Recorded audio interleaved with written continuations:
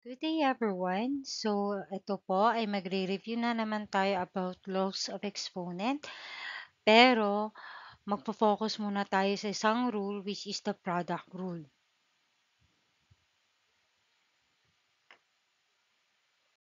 Ano nga ba ang product rule of exponents? It states that when multiplying exponential terms with the same base, you have to add the exponents while keeping the base the same. So, ano po ang ibig sabihin nun? Dapat po yung ating base ay parehas and pag parehas po ang ating base, pwede na po nating i-add ang exponents. Applicable lang po ito pag-a-add ng exponents kung parehas ang kanilang base.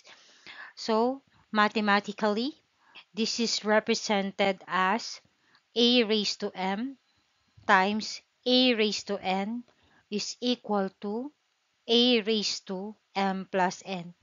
Itong asterisk dito, pwede rin pong gumamit tayo ng parenthesis to indicate that the operation is multiplication.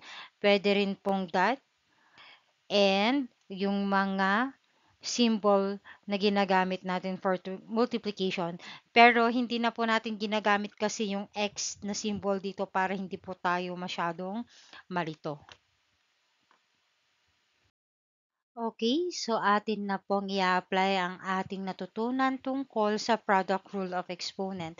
Lagi lang po nating tandaan na pwede po nating gamitin tong rule na to kung ang operation ng ating exponential term ay multiplication at kung ang kanilang base ay parehas. Kung hindi po sila parehas, hindi nyo po pwedeng pag-adin ang kanilang exponent. So let's have example number 1. Let us say we have here an exponential term which is x raised to 5 plus, oh, it should be multiplication.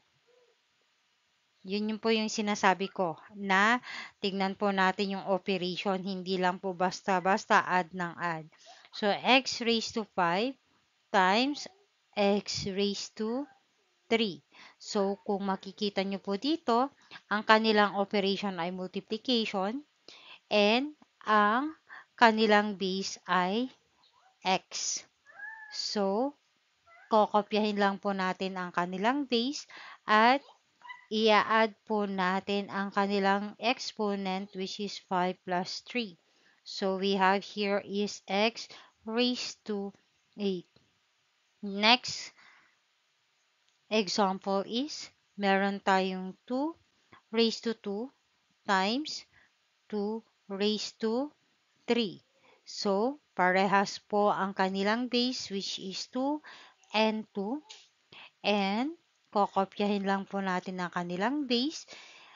Tapos, we will add the exponent which is 2 plus 3. And then, the answer here is 2 raised to 5. Pero napapansin po natin dito, ang base natin ay numerical. So, kailangan po natin itong isimplify. Kung matatandaan po natin, ang ibig sabihin po ng 2 raised to 5 ay 2 times 2 times 2 times 2 times 2. That is the long method. So, ano po ang sagot? 2 times 2 is 4, times 2 is 8, times 2 is 16, and times 2 is 32. Remember, you need to write your answer lagi sa simplest form. Thank you so much. So, yun lang po. Hopefully, may natutunan po kayo sa ating topic ngayong araw. Kung meron pa rin kayong katanungan, pwede po kayong mag-comment sa baba para tignan po natin, itry po nating sagutin ang inyong mga katanungan related po sa ating topic. So, please don't forget to follow or subscribe sa aking Facebook, TikTok, or YouTube channel. Goodbye, everyone.